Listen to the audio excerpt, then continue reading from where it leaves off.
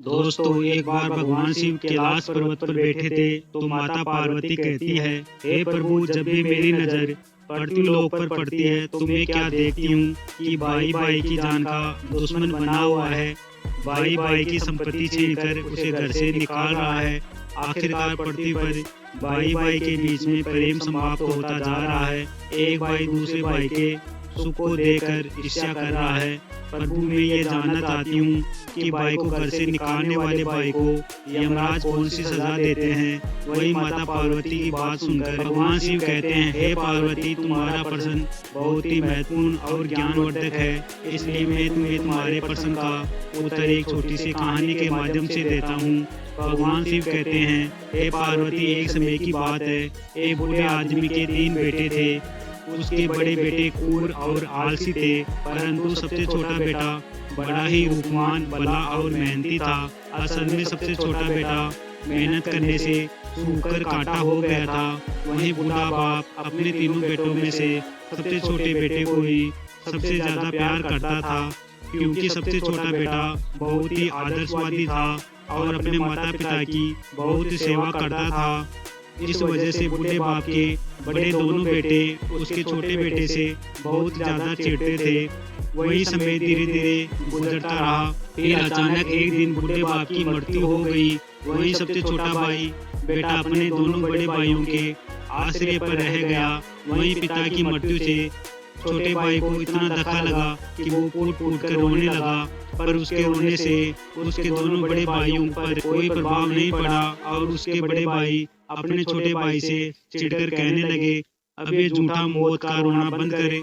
भगवान शिव कहते हैं, हे पार्वती, उस बूढ़े बाप के दोनों बड़े बेटे दुष्ट स्वभाव के थे। वहीं वो एक दूसरे की हमेशा हाँ में हाँ मिलाते थे। जहाँ छोटा बेटा अपने पिता की यादों में हमेशा रोता रहता था, वहीं जब भी दोनों बड़े भाई छोटे भाई को रोता देखते थे तो हमेशा दोनों नाराज होते थे और कहने लगते थे, अब इससे ज्यादा हम तेरा रोना नहीं देख सकते हैं, तू हमारे सामने ज्यादा तू नाटक मत किया कर। वहीं 2-4 दिन का समय और गुजरा। एक दिन दोनों बड़े भाइयों ने अपने छोटे भाई को पास बुलाया और उसकी गर्दन को पकड़ लिया और गर्दन को पकड़ने के बाद उससे कहा, तू इस घर से निकल जा। आज के बाद में तू इस घर में आकर अपनी सूरत मत दिखाना। छोटा भाई कहने लगा, अरे भाई, मुझसे ऐसी कौन सी गलती हो गई जो आप मुझे घर से निकाल रहे हैं। मैं आप दोनों के बिना अकेला नहीं रह सकता हूँ। मैं आप दोनों से बहुत प्रेम करता हूँ। वहीं छोटे भाई द्वारा इतना कहने के बाद भी बड़े दोनों भाइयों को बिल्कुल भी तरस नहीं आया और एक ही बात कहने लगे, जा यहाँ से, घर से निकल जा।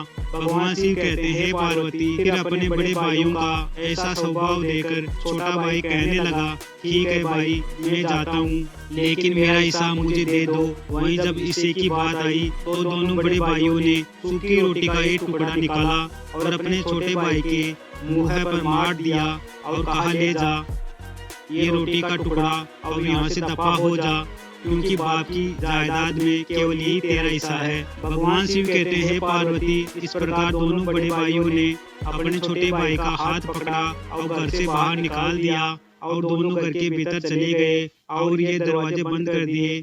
वहीं ऐसा नजारा देखकर छोटा भाई अपने पिता को याद करता हुआ रोने लगा और अपने भाग्य को कोसने लगा। छोटा भाई भली भांति ये बात जानता था कि उसके दोनों बड़े भाई दुष्ट हैं, इसलिए उनसे दया की भीख मांगना व्यर्थ है, और यही सोचकर वो छोटा भाई उठा और पास के एक जंगल में चला गया।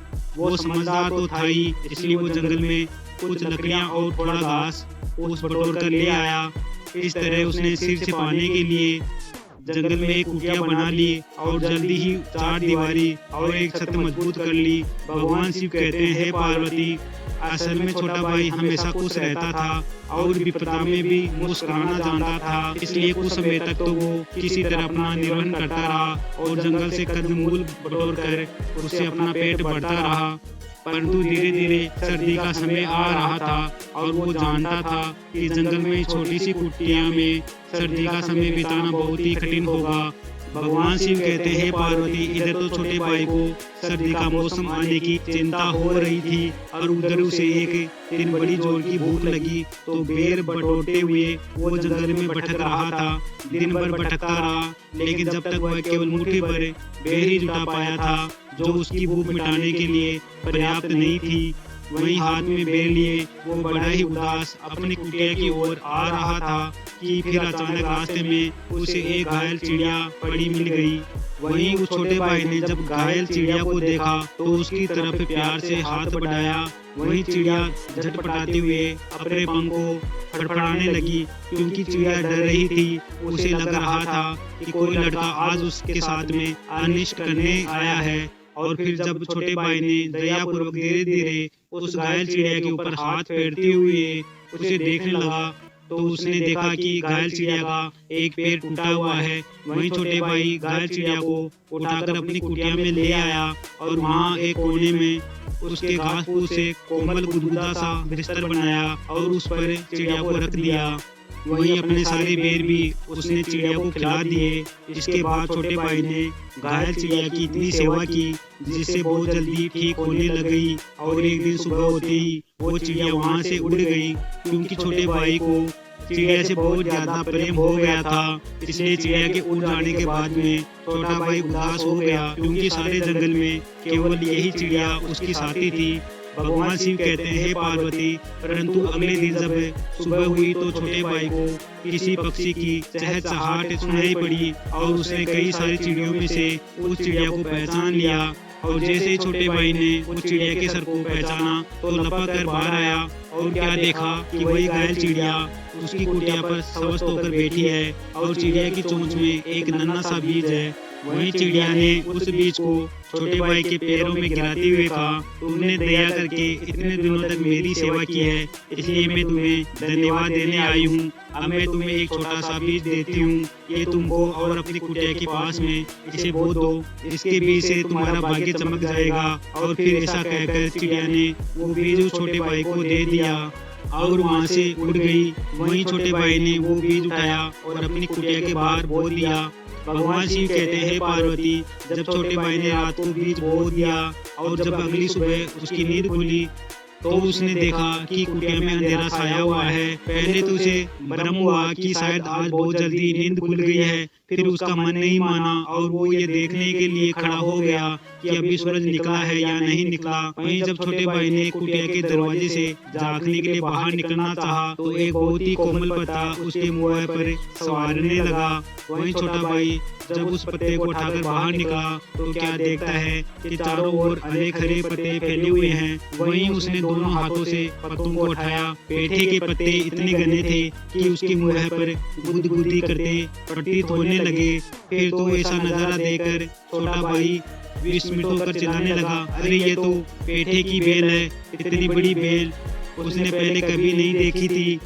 वहीं सारी कुटिया के उड़ और उसके आसपास वो बेल फैल गई थी। वहीं पत्तों के बीच में न जाने कितने रसीले पेठे चमक रहे थे। भगवान शिव कहते हैं, पार्वती फिर तो छोटा भाई बेल पर पेठे देकर फुला नहीं समाया और खुशी तो उसे इस बात की थी कि अब पेट भरने के लिए जंगल जंगल भटकना नहीं पड़ेगा। और फिर इस प्रकार छोटे भाई ने उस बेल से एक पेठा तोड़ा और उठाकर कुटिया के भीतर ले आया। वहीं जिस समय उसने वो पेठा काटा तो पेठा काटते ही उसमें से प्रकाश निकलने लगा। और फिर जब उसने पेठे को काटकर उसके दो हिस्से किए तो उसमें से जन जन करती सोने की मोहरें बिखर गई। इधर छोटा भाई अचानक से आंखें फाड़ कर देखता रह गया, क्योंकि पेठे के अंदर से सोने की मोहरें निकल रही थी। वहीं उसने जब बेल की ओर देखा तो ढेर सारे पेठे लगे हुए थे। क्या सभी में ऐसी मोहरें निकलेंगी? अरे मैं तो धनवान हो गया, मेरे बराबर अब कोई धनवान नहीं होगा। ईश्वर ने मेरी देर से ही सही मगर मेरी सुन ली।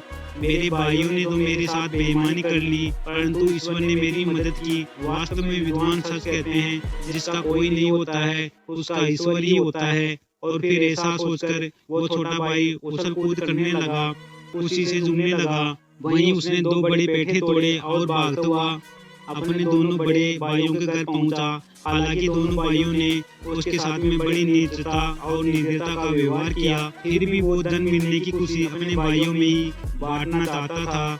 भगवान शिव कहते हैं, हे पार्वती, जिस समय छोटा भाई अपने बड़े भाइयों के पास में गया और हाथों में पेटे उठाए हुए जब द्वार के अंदर घुसा तो क्या देखता है कि उसके दोनों बड़े भाई कराटे भरकर सो रहे थे। वहीं उसने दोनों पेटे एक चौकी पर रख दिए और अपने भाइयों को जगाते हुए बोला, देखो भाई, मैं तुम्हारे लिए क्या उपहार लाया हूँ। वही दोनों भाइयों की जब आँख खुलती है और पेटों पर नजर पड़ती है तो बोले तानकर अपने छोटे भाई को डांट कर कहने लगते हैं, अरे नालायक, तू मेरे बेटे को यहाँ क्यों लाया है? हमारे खेत में तो ढेर सारे पेटे लगते हैं, हमें इनकी जरूरत नहीं है, तू यहाँ से भाग जा, हमें अपनी शक्ल मत दिखाना।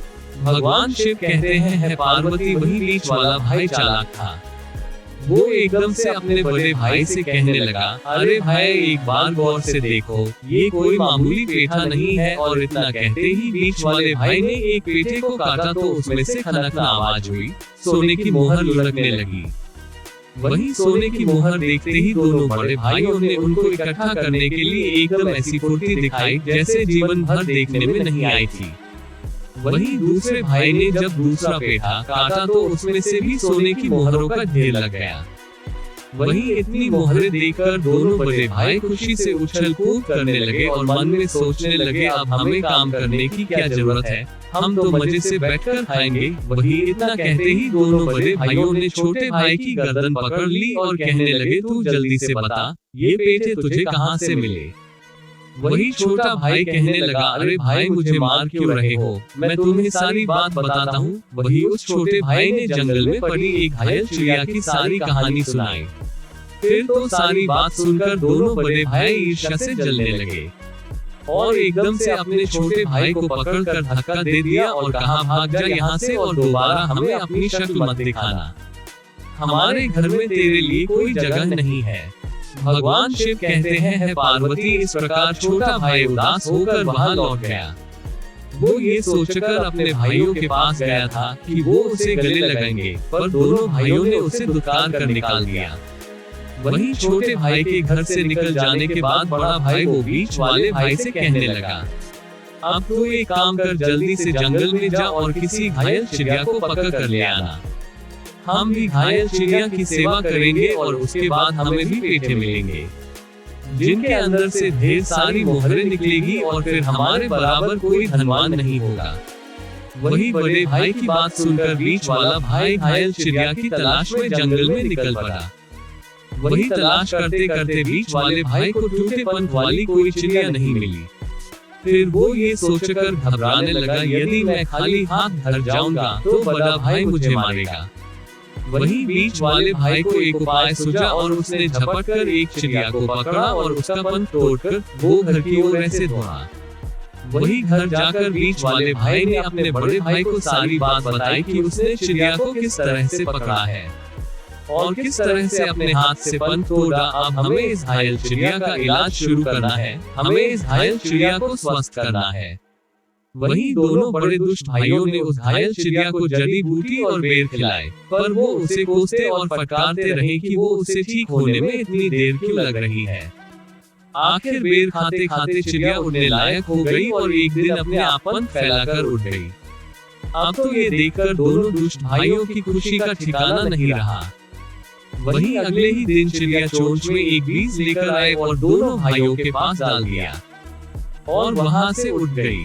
वही दोनों भाइयों ने बड़ी होशियारी से बीज बोया और बीज बोकर वो लेट गए, पर सारी रात उनकी आंखों में नींद नहीं आई थी और यही सोचकर करवटें बदलते रहे कि कैसी बैल निकलती है और फिर कितनी मोहरें मिलती है। वही अगले दिन उठकर दोनों भाई ने देखा कि सचमुच घर के आगे बहुत बड़ी बैल उगी है। इतनी बड़ी बैल उन्होंने पहले कभी नहीं देखी थी। बस जल्दी जल्दी से वो दोनों बड़े भाई पेठे एकत्रित करने लगे और जब सारा घर पेठों से भर गया तो एक बड़ा सा चूरा लेकर उन्होंने एक बड़ा पेठा काटा। भगवान शिव कहते हैं, हे पार्वती, वही दोनों दुष्ट भाइयों ने जैसे ही पेठे को काटा तो उसके भीतर से चमचमाती सोने की मोहरों की जगह पांव उठाते हुए सर्प निकल आए। फिर तो ऐसा भयानक दृश्य देखकर दोनों भाई थर थर कांपने लगे और किसी तरह से उन्होंने पेठे को उठाकर बाहर फेंक दिया। वही जब दूसरा पेठा काटा तो उसमें से भी पल उठाए हुए सर्प निकलने लगा। वही ऐसा नजारा देखकर वो पेठों को काटते गए और उनमें से सर्प निकलने लगे।